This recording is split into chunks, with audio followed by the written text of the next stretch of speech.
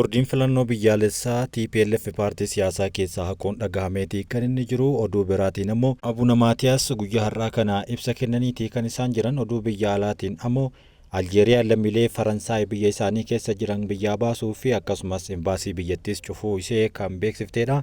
Oduu kanaa fi kanneen biroo kan isin biraan geenyu tahan nageenyi keenya kan kabajaaf jaalalaa iddoo jirtan hundatti isin haa gahu jecha karoo miidiyaa laayik sheer sabiskiraayib gochuu hin dagatina.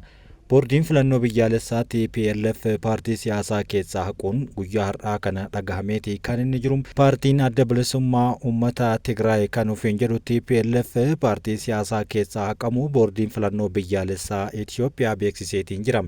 Paartiin kun waggoota 30tti dhihaatuuf biyya bulchaa kan ture yommuu ta'u yeroo ammaa kana paartii yookaan maqaa paartii keessaa iyyuu haqamuun isaa dhagahamaati kan inni jiru. Boordichi ammoo ibsa baaseen akka beeksisetti TPLF akka lakkoofsa Itoophiyaa gurraandhala 2017 irraa kaasee dhorkaan kaa'uudhaan TPLF tarkaanfii sirreeffachuu irraa eegamu akka fudhatuuf yeroon kennameefii ture waan dhumateef dhaabbaticha irratti murteen haqamu guyyaa har'aa kana dabarfameera jechuun kenneera.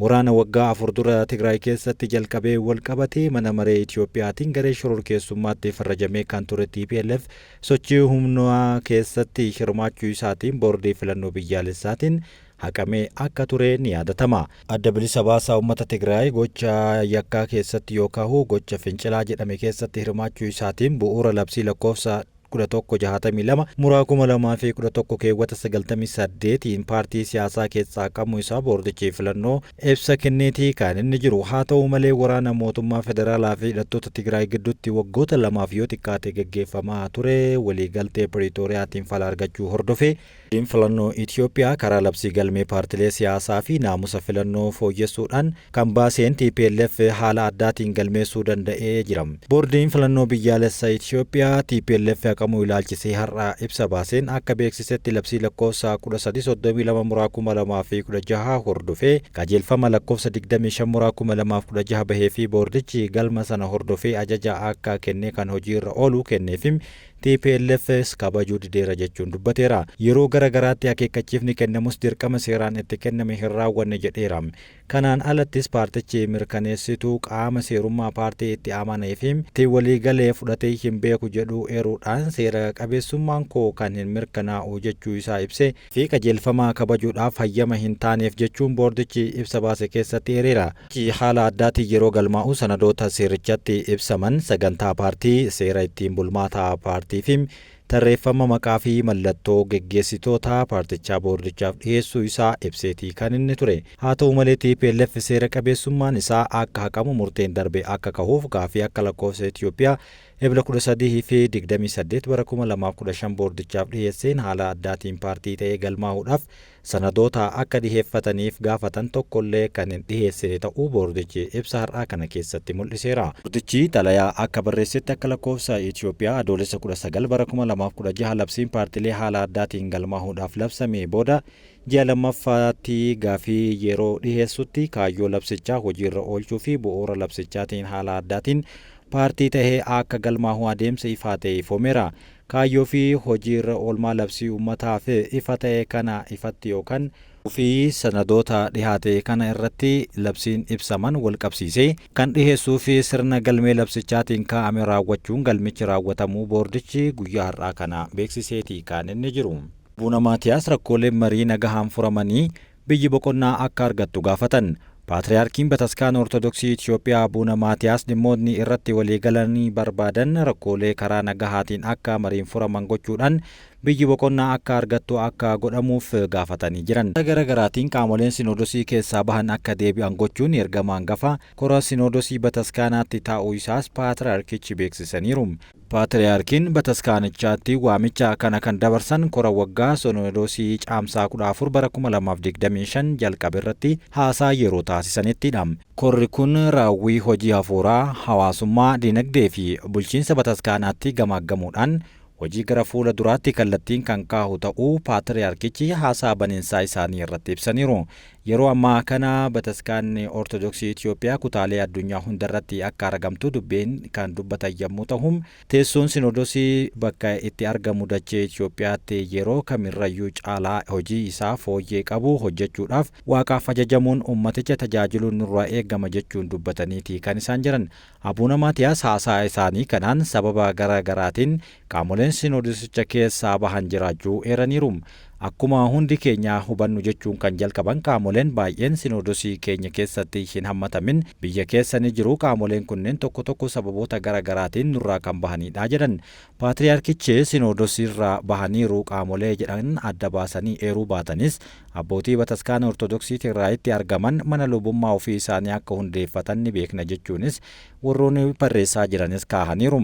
Abbootiin amantaa mana lubummaa Bataskaana Ortodoksii Tigraay teessoo Abuuna Salaamaa jedhamu kan hundeeffataniif waraana Tigraay hordofee garaagarummaa uumameen sababa godhataniiti. Waliigalteen Piriitooriyaa waraanichi akka dhaabbatu godhee mallattaa'uun booda Abuuna Maatiyaas gara Tigraay deemanii kan turan ta'uu isaaniitiif abbootii Tigraay jiran waliin araara buusuudhaaf yaaliin taasifamee ture garuu osoo hin milkaa'in hafeera. Abuuna Maatiyaas haasaa isaanii har'aatii warra Sinoodosii keessaa adda bahan deebisuun ergama hangafaa korichaa akka ta'e kaahanii jiran.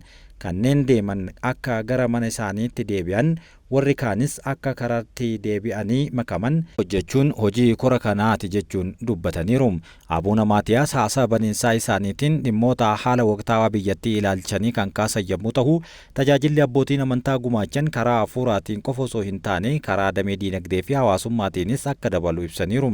Uummanni tajaajila hawaasaa fooyya'aa akka argatu, gama diinagdeetiinis hiyyummaa keessaa akka bahuuf akkasumas nageenyii fi tokkummaan biyyaa akka argamuufis quba qabaachuu qabu jedhaniiru. Abbootiin amantaa itti gaafatamummaa kana barsiisuudhaanis tahee qabatamaan akka hirmaatan dureewwan uummataa fi fakkeenya akka tahaniifis waamicha dhiheessaniiru. Abuuna Maatiyaas itti dabaluudhaan keessattuu dhabiinsi nageenyaa kan kahee uummanni keenya miidhamaa jiruu fi nagahaa fi haqa akka argatuuf kadhannaa fi barumsaanis yookaan ammoo gorsaanis cimsinee hojjechuu qabna jechuunis dubbataniiti kan isaan jiran. Lammiileen Itoophiyaa Jibuutiidhaa akka ba'aniif yeroo kennameef dhumachuun rakkoo keessa akka jiran dubbatamaa jiru. Lammiileen Itoophiyaa Jibuutii keessa jiranii fi waraqaa eenyummaa yookaan waraqaa jireenyaa seera qabeessaa hin qabne akka biyyattii keessaa ba'aniif daangaan yeroo kaahamee ture xumuramuudhaan yeroo ammaa kana rakkoo keessa akka jiranii fi birmannaa gaafachaa jiru.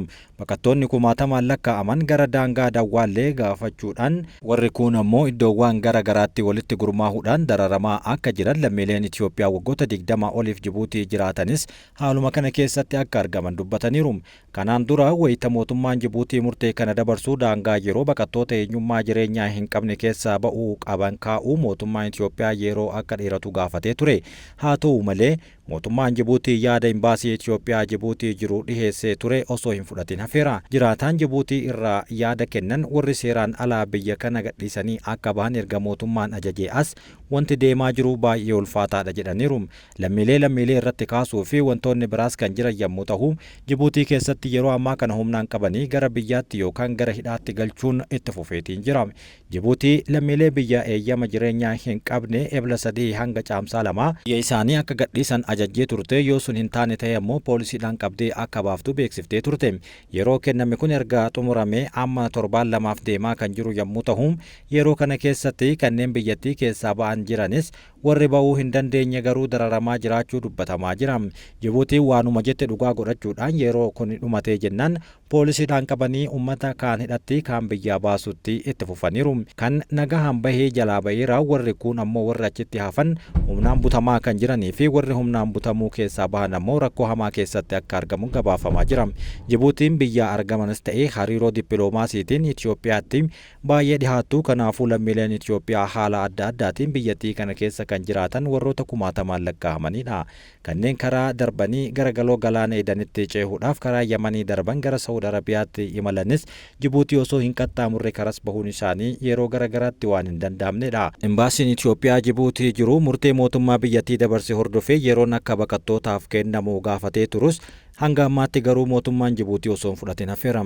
Kanumaafuu baqattoonni yeroo kenname keessatti bahuu akka qaban ifa kan godhamee fi jiraataan achi jiraatan hundi isaaniiyyuu akka bahan kan gaafatamedha. Jiraattonni kunniin heeyyama jireenyaa kan hin qabne daangaa Jibuutii keessatti heeyyamni isaanii akka hin godhanneef yookaan akka hin jiraanne yeroo garaagaraatti ji'oota 2 dura dubbatameeti kan inni ture. Dubbii dhiheenya kana ka'e irratti ammoo gara mootummaa Itoophiyaatiin hanga ammaatti wanti dubbatame kan hin jirre ta'us kanaan dura rakkoo lammiilee Itoophiyaa irra gahuuf deemu qolachuudhaaf imbaasiin Itoophiyaa Jibuutii jiru haalli jiruu fi jireenya baqattootaa ilaalcha keessa galchuudhaan gara mootummaa Jibuutiitti iyyata gaafatee ture. Kanneen hayyama jireenyaa hin qabne hedduu waan tahaniif ijoollee namoota barnoota irra jiranii fi barnoota akka addaan hin kunne daldaltoonni meeshaalee isaanii dafanii akka gurguratan akkasumas namoota bakka adda addaa dalaganiif ammoo mindaan isaanii akka kaffalamuuf kanaan dura Jibuutitti kan argamu imbaasiin Itoophiyaa gaafatee ture. Gara oduu biyya alaa irraa arganneetti yoo dabarru Aljeeriyaan lammiilee Faransaay 12 baatii darbee ari'amaniin dabalatee namoota 2 kanneen paaspoortii dippiloomaasii sobaa qabu jettee biyya har'aa ari'uun dhagahameera. Aangawoonni Aljeeriyaa lammiilee Faransaay 12 baatii eblaa keessa ari'aniin dabalatee dilbata darbe ammoo ergamtoota basaasa Faransaay 2 paaspoortii dippiloomaasii sobaa fayyadamuudhaan gara biyya isaanii seenaa jiru jechuudhaan hatattamaan akka biyya isaanii gadhiisanii bahan ajaja kenniteerti. Akka televezyiiniin idil-addunyaa Aljaziiraa jedhutti namoonni dhuunfaa lamaan dilbata ari'aman kunniin biyya Faransaayitti miseensa dhimma biyya keessaa Faransaay jalatti daayireektarri nageenya keessaa yookaan daayireektara nageenya keessa kan hojjetan wayita hojii kanaaf gara Aljeeriyaa dhufanitti hojimaanni isaanii kun akka isaaniif hin milkoofne dubbatamaa jira. Namoonni dhuunfaa biyya Faransaay keessaa ministeera biyya keessaa Faransaay Biruunoo Reetiliin kan qindoominaan hojjetaniif yookaan ammoo nama kanaaf kan basaasaniif akka ergaman tahuu isaanii waan mirkaneeffateef hatattamaan biyya isaaniitii akka bahan murteessaniiti jechuun gara Aljeeriyaatti dubbatamaa jira. Kun kan fudhatame erga Aljeeriyaan jalqaba baatii eblaa keessa hojjettoota imbaasii Faransaay 12 ari'uu isin torbaan muraasa booda ammoo hojjetaa qoonsilaa Aljeeriyaa Paaris jiru mormitoota Aljeeriyaatiin butamee jira jechuudhaan himannaa dhiyaate hordofee erga tahee booda himamaa jira. Faransaay gama isheetiin dippiloomaasii paaspoortii qaban bakka bu'oonni isaanii ergama yerootiif guyyoota 90 yookaan gadi waan ta'aniif hojimaata addaa hordofuun ishii hin barbaachifne jechuun dubbataarti. Ergama yeroo irraa bakka bu'oota jiran ari'uudhaan sirrii akka hin taaneef haqa kan hin qabnedha. Kanaafuu akkuma ji'a darbee haleellaa dantaa kennaa irratti raawwatameef hatattamaan cimaa fi deebii wal madaaluu ni kennina jechuun gama Faransaayeen dhaadattoon ka'eera. Murteen Aljeeriyaa kun waliigaltee dhaabuu biyyoota lamaan gidduu jiru guddataa deemuu isaa kan agarsiisudha. Bulchiinsa koloneeffataa Aljeeriyaa jala kan turte dhimmoota uumamaa isaanii kan hin milkaa'iniif yommuu ta'u yeroo ammaa kana irra deebiidhaan kolonii ammayyaa'aadhaan nu bulchaarti jechuunis gaafataa jiru. Pirezidaantiin Filiippiin duraanii kan yeroo ammaa mana hidhaa jiru injifannoo kantiibaa argateeti kan inni jiru. Heegeet namni jedhamu injifannoo kana kan argate mana murtii yakkaa idil-addunyaa keessatti hidhamanii kan argaman pirezidaantii Rodrigo Duterteeti. Filannoo kana irratti dhibbantaa 80 injifachuu isaanii hordofuudhaan mana hidhaatii akka gadhiifaman gaafachuudhaaf duulli eegalamuunis dubbatamaa jira. Duterteen bitootessa darbee yakka ajjeechaa namoota qulqulluu fi daldala daddabarsa qoricha sammuu namaa hadoochuun shakkamuudhaan ajaja hidhaa manni murtichaa baaseen to'annoo jala ooluun isaanii yaadatama.